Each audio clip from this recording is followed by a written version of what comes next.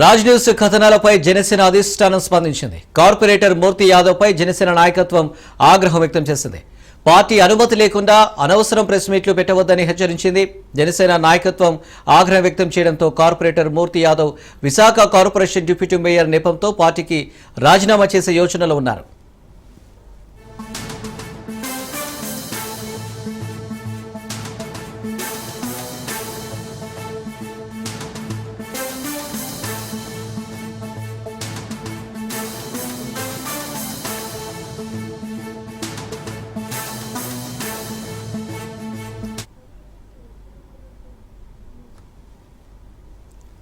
Visakha జీవీఎస్సీలో deputy mayor పదవి కేటాయించడం లేదని వస్తున్న వార్తలపై జనసేన అధినేత పవన్ కు కార్పొరేటర్ మూర్తి యాదవ్ బహిరంగ లేఖ రాశారు. పార్టీలో తనను మినహాయించి అర్హత ఉన్న వ్యక్తికి డిప్యూటీ మేయర్ పదవి ఇవ్వాలని ఆయన లేఖలో తెలిపారు. డిప్యూటీ మేయర్ పదవి కూడా టీడీపీ తీసుకుంటుందనే వార్తలపై మూర్తి యాదవ్ ఆవేదన వ్యక్తం చేశారు. పార్టీకి జరుగుతున్న అన్యాయం సహించలేక పార్టీకి గుడ్ బై చెప్పే యోచనలో కార్పొరేటర్ మూర్తి యాదవ్ ఉన్నారు.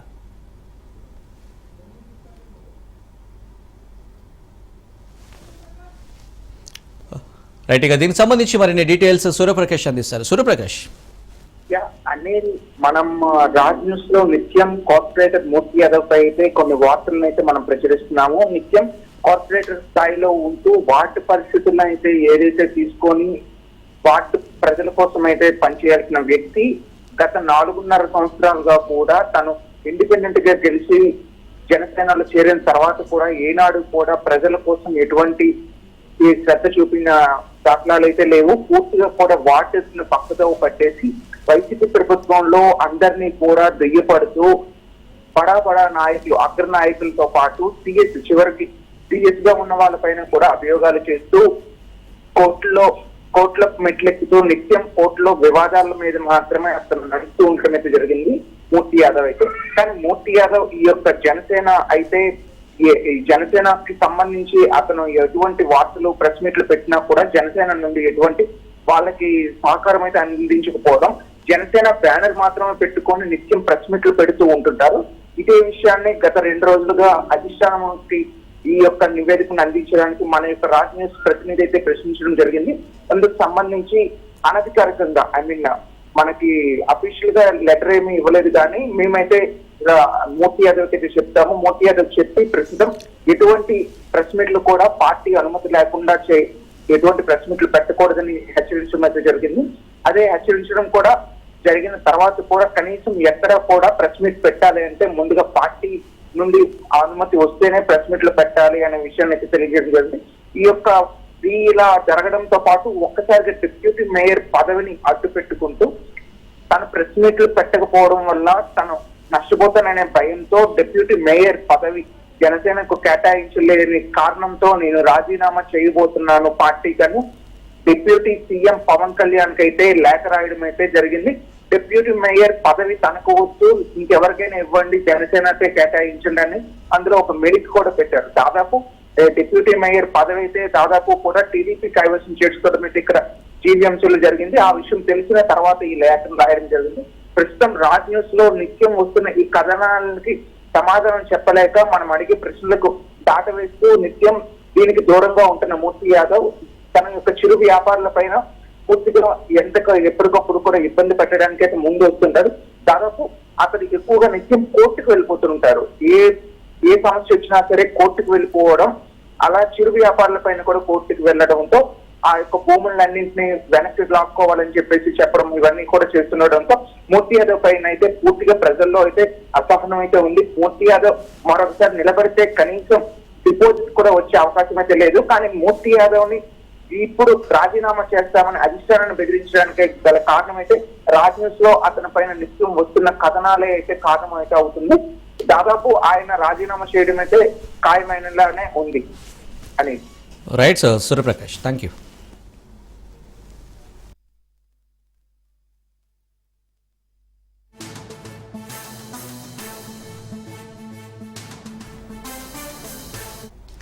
కాంగ్రెస్ జమానా అంటేనే చెయ్యి తడుపరిదే పని కాదని సాక్షాత్తు మంత్రి కొండ సురేఖ కుండబద్దలు కొట్టారు. పైసలు జేబులో పడితేనే మంత్రుల పేషీల్లో ఫైలు కదులుతాయని నర్మగర్భంగా చెప్పారు.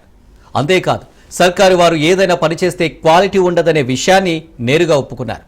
గవర్నమెంట్ పని మొదలు పెడితే పూర్తయ్యేసరికి పుష్కర కాలం పడుతుందని నిర్మోహమాటంగా చెప్పారు. 25 ఏళ్ల పైబడి రాజకీయాలు ఉన్న కొండ సురేఖ ఇవన్నీ అమాయకంగా బయటకు చెప్పారా, లేదా తనను మంత్రివర్గం నుంచి బయటకు పంపే సమయం ఆసన్నం కావడంతో రేవంత్ క్యాబినెట్ వ్యవహారం జనాల్లో ఎండగట్టేందుకు ఎత్తుగడ వేశారా?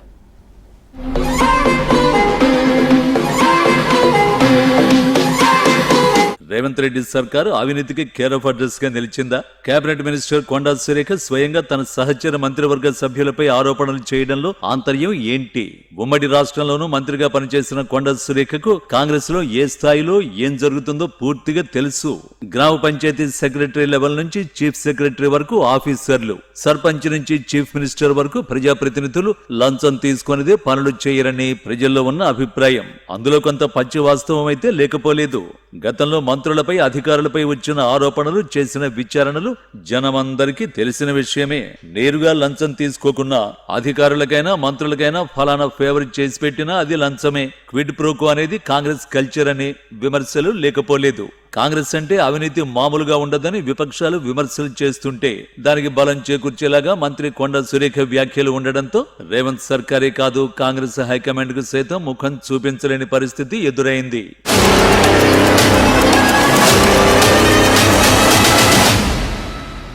మినిస్టర్స్ పేషీలో సెక్రటేరియట్ లో ఫైళ్ల క్లియరెన్స్ కు ఖద్దరు చొక్క జేబుల్లో కమిషన్లు పడందే పని కావడం లేదని ఆరోపణలు గుప్పుమంటున్నాయి. ఆ మధ్య కాంట్రాక్టర్లు బిల్లుల కోసం చేసిన ఆందోళనలు, చేసిన ఆరోపణలు ఇప్పట్లో అయితే ఎవరు మర్చిపోరు. డిప్యూటీ సీఎం ఆర్థిక శాఖ మంత్రి మల్లు భట్టి విక్రమార్క ప్రభుత్వంపై వచ్చిన ఆరోపణలకు సమాధానం ఇచ్చిన ఆ మచ్చ మాత్రం పోలేదు. అందరు మంత్రుల దగ్గరికి లంచాలిచ్చి పనులు చేయించుకునేందుకు వ్యక్తులు, సంస్థల ప్రతినిధులు, అధినేతలు వెళ్తూ ఉంటారనేది కొండా సురేఖ పాయింట్. పని కావాలంటే డబ్బులు ముట్టాల్సిందేనని కొండా సురేఖ చెప్పే మాట. అయితే తాను అందరు మంత్రుల్లాంటి మంత్రిని కాదని, తాను లంచాలు తీసుకోనని చెప్పారు. తనకి ఇచ్చే లంచాలేదో గుడికో, బడికో, ఊరుకో, వాడుకో చేసి పెట్టాలని చెబుతానన్నట్లు తెలిపారు.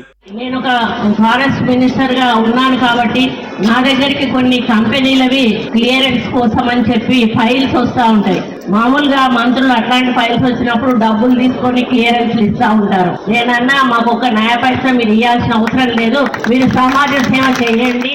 ఇసుక దందాలు, ఫ్లై యాష్ బిజినెస్ అంతా కాంగ్రెస్ వాళ్లదనే విమర్శలున్నాయి. పవర్ పార్టీకి ఫేవర్ గా ఉంటేనే పోస్టింగులు, లేదంటే ట్రాన్స్ఫర్లు. సర్కారు దగ్గర ఖజానా లేదు అని గగ్గోలు పెడుతున్న మంత్రులు, అధికార పార్టీ ఎమ్మెల్యేలు జీరో దందాలు, రియల్ ఎస్టేట్ బినామీ బిజినెస్లు చేస్తూ కోట్లు సంపాదిస్తూ రాష్ట్ర సంపదను దోచేస్తున్నారనేది విపక్షాల విమర్శ.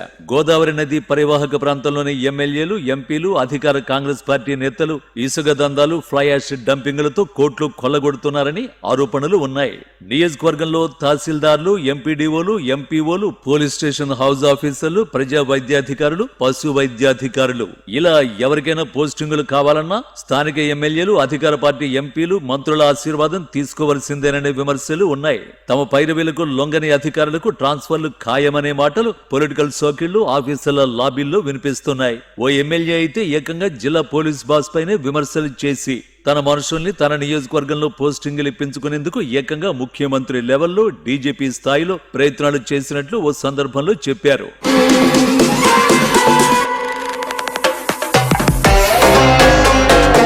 రోడ్లు, భవనాలు, పంచాయతీరాజ్ శాఖలో పనుల కోసం మంత్రులు, ఎమ్మెల్యేలు వివిధ పథకాల కింద పనులు అవసరమున్నట్లు సృష్టించి కాంట్రాక్టులతో నాసిరకం పనులు చేయించి అటు అధికారులు ఇటు ప్రజాప్రతినిధులు కమిషన్లు తీసుకుంటున్నారనే విమర్శలు వెల్లువెత్తుతున్నాయి. ఏఈ నుంచి ఈఎన్సీ వరకు కమిషన్ ఎంతో అనేది ఇంజనీరింగ్ ఆఫీసుల వెంట తిరిగే అందరికీ తెలిసిన జగమెరిగిన సత్యం. రిటైర్డ్ ఉద్యోగులకు పొడిగింపు లేదు అంటూనే ఈ మధ్య మళ్లీ కుర్చీలో కూర్చోబెట్టడం వెనక కూడా మతలబు మనీ వ్యవహారమేననే టాక్ ఉంది.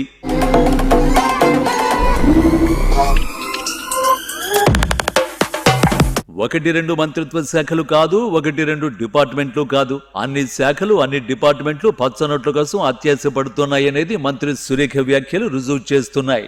నిర్మాణాలు, కాంట్రాక్టులు, టెండర్లు, స్థానిక సంస్థల తీర్మానాలు, అగ్రిమెంట్లు, ట్రాన్స్ఫర్లు, కాంట్రాక్టు ఉద్యోగాలు, ప్రైవేటు ఉద్యోగాలు, ఇలా పని ఏదైనా 3 రంగుల జెండా రేవంత్ అన్న సైన్యం చెప్పు చేతుల్లోనే సాగుతున్నట్లు విపక్షాలు ఆరోపణలు గుప్పిస్తున్నాయి. మొన్నటికి మొన్న మంత్రి కొండా సురేఖ మంత్రి దుద్దిళ్ల శ్రీధర్ బాబుతో తమ చుట్టాల బైకి జాబ్ కోసం పారివి చేయడం తీవ్ర విమర్శలకు తావిచ్చింది.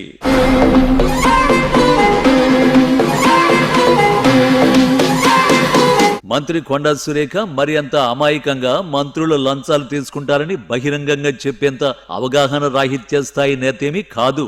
మున్ముందు జరిగే మంత్రివర్గ విస్తరణ, మంత్రివర్గ మార్పు చేర్పుల్లో ఆమె మాజీ కాక తప్పదనే ఫీలర్లు, లీకులు వస్తున్నాయి. దీంతో ఆమె తానొక్కదాన్ని బలి కాకుండా కాంగ్రెస్ కల్చర్ అంతా లంచమేనని, అందరు మంత్రులు అవినీతి ఊబిలో కూరుకుపోయారని ఆరోపణలు చేసినట్లు టాక్ వినిపిస్తోంది.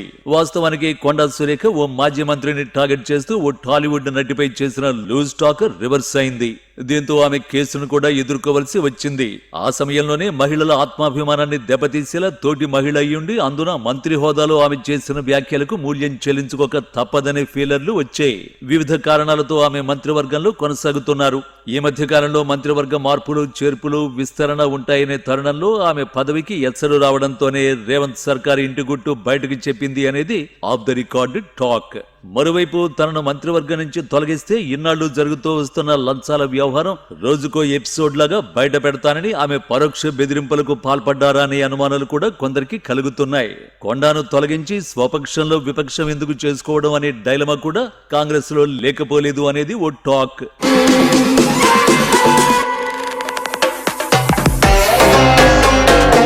మంత్రులు లంచాలు తీసుకుంటారని చెప్పిన మీటింగులోనే ఆమె మరో 2 కీలక అంశాలను చెప్పకనే చెప్పారు. తమకు లంచాలు ఇచ్చేందుకు వచ్చిన వ్యక్తులు, సంస్థలు లంచాలకు బదులు పనులు చేయాలంటే బ్లాక్ మనీ వైట్ చేసుకునేందుకు ఇబ్బందులు పడాల్సి వస్తుందని, దీనికోసం వేరే ప్రాసెస్ ఉంటుందనే మాట పరోక్షంగా చెప్పారు.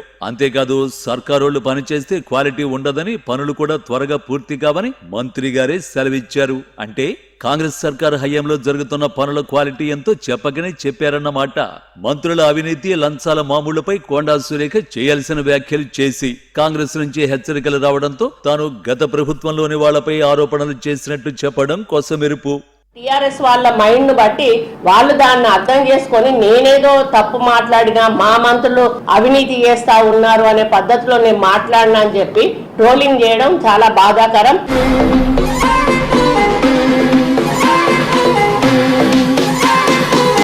సంగారెడ్డి జిల్లాలో చికెన్ గున్యా ప్రబలడం కలకలం సృష్టిస్తుంది. రూప్లా నాయక్ తండా ప్రజలు భయంతో వణికిపోతున్నారు. సిరిగాపూర్ మండలం రూప్లా నాయక్ తండాలో అంతుచిక్కని వైరస్ కలకలం రేపుతోంది. దీంతో తండావాసులు ఆసుపత్రికి క్యూ కట్టారు. 2 నెలలు కావస్తున్నా అధికారులు స్పందించడంతో ఆవేదన వ్యక్తం చేస్తున్నారు.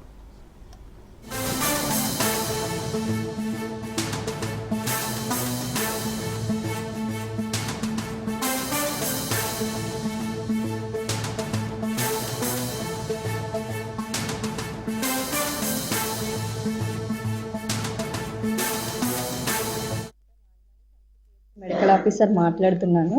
రూప్లా తాండా అనే విలేజ్ మన వాసల్ సబ్ సెంటర్ కిందకి పిహెచ్సి కంక్టి కిందకి రావడం వల్ల ఇక్కడ కొన్ని ఫీవర్స్ ఉన్నాయని చెప్పేసి ఇన్ఫర్మేషన్ రావడం వల్ల మేము ఇక్కడికి వచ్చి సర్వే చేయడం జరిగింది. ఇక్కడ 58 హౌజెస్, టోటల్ పాపులేషన్ వచ్చేసి 380 పాపులేషన్ ఉన్నారు ఇక్కడ. సో వీళ్ళందరికీ మార్నింగ్ నుంచి మేము సర్వే చేసిన దాంట్లో మనకి వచ్చిన ఇన్ఫర్మేషన్ ప్రకారము 7 కేసెస్ ఉన్నాయి. దాంట్లో 3 కేసెస్ జాయింట్ పెయిన్స్, ఒక 4 కేసెస్ వరకు ఫీవర్స్ ఉన్నాయి. అవి నార్మల్ ఫీవర్స్ లాగే మాకు అనిపిస్తుంది. కాకపోతే వెక్టర్ బాండ్ టెస్ట్లను, వాటర్ బాండ్ టెస్ట్లు చేయాలి కాబట్టి శాంపిల్స్ ఇప్పుడు కలెక్ట్ చేసి మేము టీహబ్ వెహికల్ ప్రకారంగా సంగారెడ్డి డిస్టిక్కి పంపించి అక్కడ టెస్ట్ రిపోర్ట్స్ వచ్చిన తర్వాత మీకు మేము ఇన్ఫర్మేషన్ వస్తాము. కాకపోతే ఇక్కడ వీళ్ళందరూ ఏదో వచ్చేసింది, మాకు ఏదో వేరే వైరస్ ఫీవర్ వచ్చేసింది, మమ్మల్ని పక్కకు పెట్టేస్తాం అని చెప్పేసి వీళ్ళు భయపడుతున్నారు. కాకపోతే అట్లా భయపడొద్దని చెప్పేసి మేము అవగాహన కల్పిస్తాం ఇప్పుడు కొద్దిసేపు అయిన తర్వాత. అండ్ ఇంకా మేము ఇక్కడ క్యాంప్ కండక్ట్ చేసేసి టాబ్లెట్స్ కూడా ఇస్తున్నాము. రేపు మార్నింగ్ కూడా మళ్ళీ క్యాంప్ కండక్ట్ చేస్తాము. ఇట్లా ఇక్కడ మొత్తం ఫీవర్స్ సబ్సైడ్ అయ్యే వరకు మేము క్యాంప్స్ కండక్ట్ చేసి మీకు ఏ రిపోర్ట్ ఉన్నా మీకు మార్నింగ్ వరకు సబ్మిట్ చేస్తామని చెప్తాం. నేను డాక్టర్ నాయమణి, కంకి పిహెచ్సి. విద్యార్థుల శారీరక మానసిక ఆరోగ్యానికి ఆటలు ఎంతో దోహదపడతాయని కేంద్ర మంత్రి కిషన్ రెడ్డి అన్నారు. హైదరాబాద్ గాంధీనగర్లో అండర్-14 క్రికెట్ టోర్నమెంట్ ప్రారంభించారు. హైదరాబాద్లో ప్లే గ్రౌండ్ల కొరత తీవ్రమైందన్నారు. విద్యా సంస్థలు కూడా ఆటలకు ప్రాధాన్యత ఇవ్వకుండా కేవలం చదువుపై మాత్రమే దృష్టి పెడుతున్నాయన్నారు. జేజెమ్స్తో పాటు కొన్ని కాలనీ సంఘాలు ప్లే గ్రౌండ్లుగా అభివృద్ధి చేయాలని రాష్ట్ర ప్రభుత్వాన్ని డిమాండ్ చేస్తున్నామన్నారు. ఈ స్థలాలు రాబోయే తరాల అవసరాలను తీర్చేందుకు ఉపయోగపడుతున్నాయన్నారు. ప్రతి కాలనీలోని సంఘాలు తమ పరిధిలో ఉన్న ప్లే గ్రౌండ్లను పరీక్షించే బాధ్యతను తీసుకోవాలని కిషన్ రెడ్డి సూచించారు.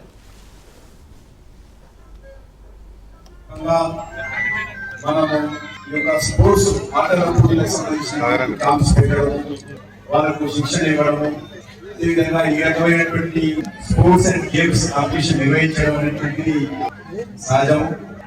ఎందుకంటే ఈరోజు ఎడ్యుకేషన్ సిస్టమ్ ఏదైతే విద్యార్థులు చదువు తప్ప ఆడుకోవడానికి సమయమే ఉండదు. చాలా ఈరోజు కార్పొరేట్ విద్యా సంస్థలు కానీ ఇతర ప్రైవేట్ విద్యా సంస్థలు కానీ 90% వారికి ఉన్నటువంటి విద్యార్థుల సమయాన్ని చదువు మీదనే ఎక్కువ దృష్టి పెట్టే విధంగా వాళ్ళు వ్యవహరిస్తూ ఉంటారు. ఆ కారణంగా చిన్నారులకు ఆటలు ఆడడం కానీ ఇతర మానసిక వికాసానికి కావాల్సినటువంటి కార్యక్రమాలు కానీ చేసే పరిస్థితి ఉండదు. వాళ్ళు ఒకవేళ ఆడుకున్నామన్నా కూడా దురదృష్టం హైదరాబాద్ నగరంలో ప్లే గ్రౌండ్స్ కూడా లేవు. చాలా తక్కువ ప్లే గ్రౌండ్స్ ఉన్నాయి. హైదరాబాద్ ఓయూలో శాంతి చర్చలో మేధోస్పందన అనే అంశంపై సమావేశం నిర్వహించారు. ఈ సమావేశంలో ఎమ్మెల్సీ కోదండరాం, ప్రొఫెసర్ హరగోపాల్, మాజీ జస్టిస్ చంద్రకుమార్ పాల్గొన్నారు. కేంద్రం ఆపరేషన్ కగార్ పేరుతో ఛత్తీస్గఢ్లోని యువకులను, గిరిజనులను ఊచకోత కోస్తున్నారని ఎమ్మెల్సీ కోదండరాం మండిపడ్డారు. ఆపరేషన్ కగార్ను వెంటనే నిలిపివేయాలని ప్రొఫెసర్ హరగోపాల్ డిమాండ్ చేశారు. నక్సలైట్ల విజ్ఞప్తి మేరకు చర్చలకు ఆహ్వానించాలన్నారు. నియమాలను పాటించాల్సి ఉంటాయి. ఆ నియమాలను పక్కన పెట్టి ఇష్టానుసారంగా అక్కడ అంతర్జాతీయంగా కూడా వ్యవహరించడానికి వీల్లేదు. అటువంటిది అంతరంగికమైన సమూహాలతో సమస్యలు వచ్చినప్పుడు ఏ ప్రభుత్వమైనా చట్ట పరిధిలోకి లోబడే వ్యవహరించాలి. చట్టాన్ని ఉల్లంఘించి వ్యవహరించడానికి వీల్లేదు. రాజ్యాంగానికి లోబడి మన దగ్గర ఉన్న క్రిమినల్ న్యాయ వ్యవస్థ చట్టాలకు వాటికి లోబడి వ్యవహరించాలి. వీటిని కాదని బేఖాతరు చేస్తూ వ్యవహరించడానికి వీల్లేదు. ఈ చట్టాలు పౌరులను చంపే అధికారం ప్రభుత్వ యంత్రాంగానికి ఇవ్వటం లేదు. మాట్లాడతామని అన్నప్పుడు తప్పనిసరిగా వాళ్ళతో మాట్లాడటమే ప్రభుత్వం మీద ఒక చట్టపరంగా ఉన్నటువంటి బాధ్యత. ఈ బాధ్యతను ప్రభుత్వం నిర్వర్తించాలి. అవతల మావోయిస్టులు కూడా చర్చ చేయమని కోరుతున్నారు కాబట్టి తప్పనిసరిగా చర్చలు జరపాలి. ఈ సమస్యను పరిష్కరించాలి శాంతియుతంగా. ఏ రకమైన హింసాయుత మార్గాన్ని ప్రభుత్వం ఎంచుకోవటం అసలు సమంజసం కాదు, చట్టం అంగీకరించదు. కాబట్టి ప్రభుత్వానికి మేము విజ్ఞప్తి చేస్తున్నాం, మాట్లాడండి, చర్చలు జరపండి, శాంతిని పెంపొందించండి. ఆపరేషన్ కగార్ను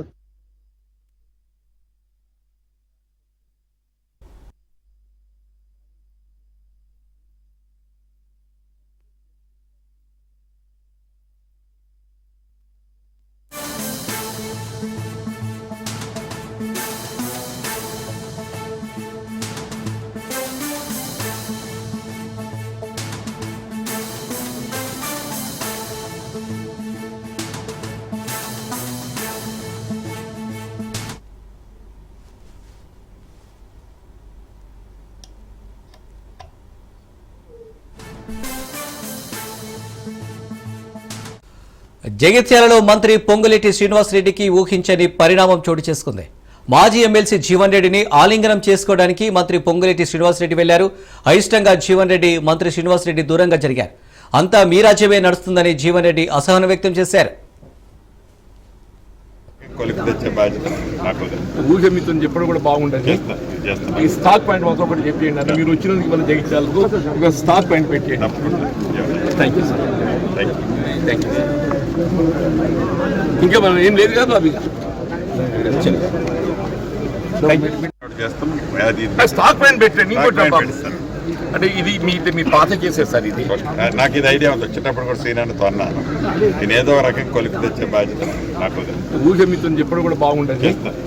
ఈ స్టాక్ పాయింట్ మాత్రం ఒకటి చెప్పేయండి అన్న, మీరు వచ్చినందుకు మన జగిత్యాలకు ఒక స్టాక్ పాయింట్ పెట్టేయండి. Thank you sir. Thank you. రైట్గా దీనికి సంబంధించి మరి డీటెయిల్స్ రాజు అందిస్తారు. రాజు, జగిత్యాలలో మంత్రి పొంగులేటి శ్రీనివాసరెడ్డికి ఊహించని పరిణామం చోటు చేసుకుంది, ఏంటి డీటెయిల్స్? ఎస్ అనిల్, జగిత్యాల పర్యటనలో ఉన్నటువంటి మంత్రి పొంగులేటి శ్రీనివాసరెడ్డికి ఊహించని పరిణామం ఎదురైంది. ఎందుకంటే ఈ రోజు అక్కడ మాజీ ఎమ్మెల్సీ జీవన్ రెడ్డితో పాటు మరికొందరు నాయకులు కూడా ఈ రోజు ధరణికి సంబంధించినటువంటి ఏదైతే గతంలో ధరణి ఉన్నది, ఈసారి భూభారతి ఏదైతే ఆ మండలాల్లో పైలట్ మండలాల్లో ఈ రోజు సమావేశాలు నిర్వహించడం జరిగింది. ఈ సమావేశాల్లో భాగంగా ఒక ఆసక్తికర సన్నివేశం ఇక్కడ చోటు చేసుకుంది. ఎందుకంటే పొంగులేటి శ్రీనివాసరెడ్డి ఆయనను మాజీ ఎమ్మెల్సీ జీవన్ రెడ్డిని ఆలింగనం చేసుకోవడానికి ఆయన దగ్గరికి వెళ్ళడం జరిగింది. అయితే ఆయన ఆలింగనం చేసుకోవడానికి కూడా నిరాకరించిన పరిస్థితి కనిపిస్తా ఉంది. అంతా మీ రాజ్యమే నడుస్తుంది అని చెప్పి కూడా ఆయన వ్యాఖ్యానించడం జరుగుతుంది. సో దీంతో వెంటనే షాక్ గురైనటువంటి మంత్రి పొంగులేటి శ్రీనివాసరెడ్డి ఏం చేయాలో ఆయనకు కొద్దిసేపు అర్థం కానిటువంటి పరిస్థితి నెలకొని ఉంది అక్కడ.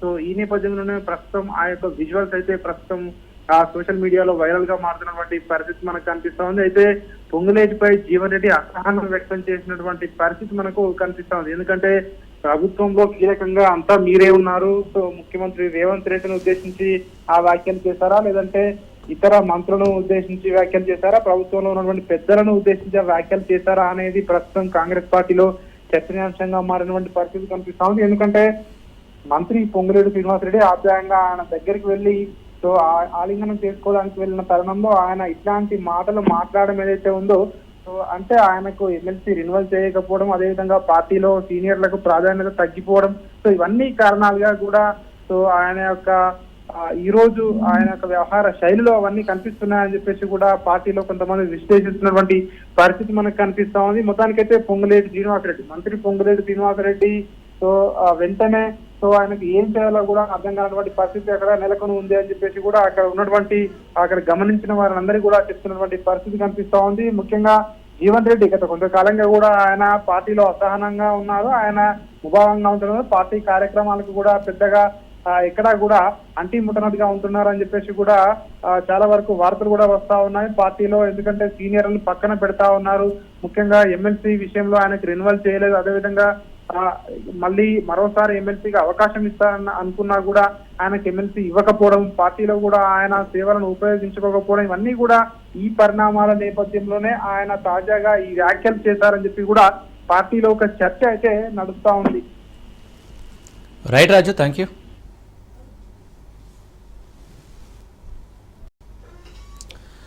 కరీంనగర్ జిల్లా చిగురుమామిడి మండలంలో సుందరగిరి శ్రీ వెంకటేశ్వర స్వామి బ్రహ్మోత్సవాలు ఘనంగా నిర్వహించారు. స్వామివారి రథోత్సవంలో మంత్రి పొన్నం ప్రభాకర్ పాల్గొన్నారు. తెలంగాణలో అన్ని దేవాలయాల్లో ఇలాంటి ఇబ్బంది జరగకుండా నిత్య పూజలు జరిగేలా చర్యలు తీసుకుంటున్నామని మంత్రి పొన్నం ప్రభాకర్ అన్నారు. సుందరగిరి వెంకటేశ్వర స్వామి దేవాలయాన్ని అన్ని విధాలుగా అభివృద్ధి చేస్తామని మంత్రి పొన్నం ప్రభాకర్ హామీ ఇచ్చారు.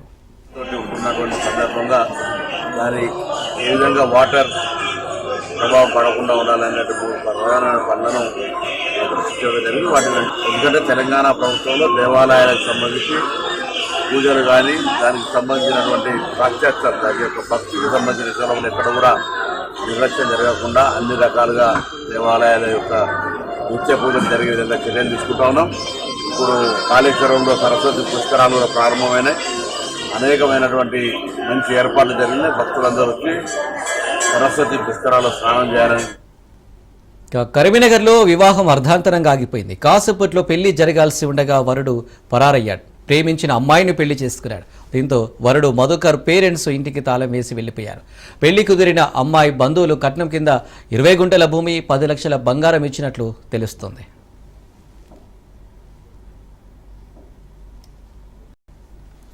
కలియుగ దైవం తిరుమల శ్రీ వెంకటేశ్వర స్వామి వారికి ప్రముఖ వ్యాపారవేత్త లక్నో సూపర్ జీన్స్ అధినేత సంజీవ్ గోయంకా బంగారు ఆభరణాలు అందించారు. సంజీవ్ గోయంకా 5 కోట్ల విలువైన బంగారు ఆభరణాలను బహుకరించారు. దాదాపు 5 కేజీల బంగారంతో చేయించిన కటిహస్తం, వరద హస్తాలను టీటీడీ అదనపు ఈవో వెంకయ్య చౌదరికి అందజేశారు. సంజీవ్ గోయంకాకు పట్టు వస్త్రంతో సత్కరించి శ్రీవారి తీర్థ ప్రసాదాలను అందజేశారు.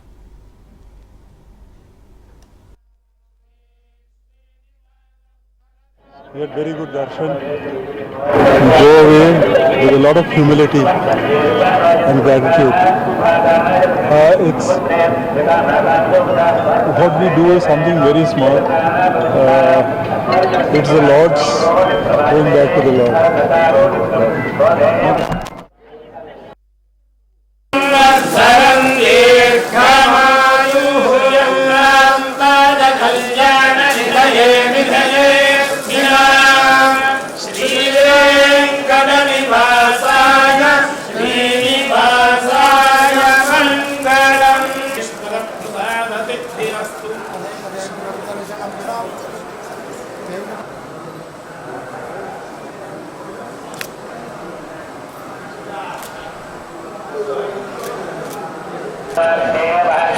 దేవ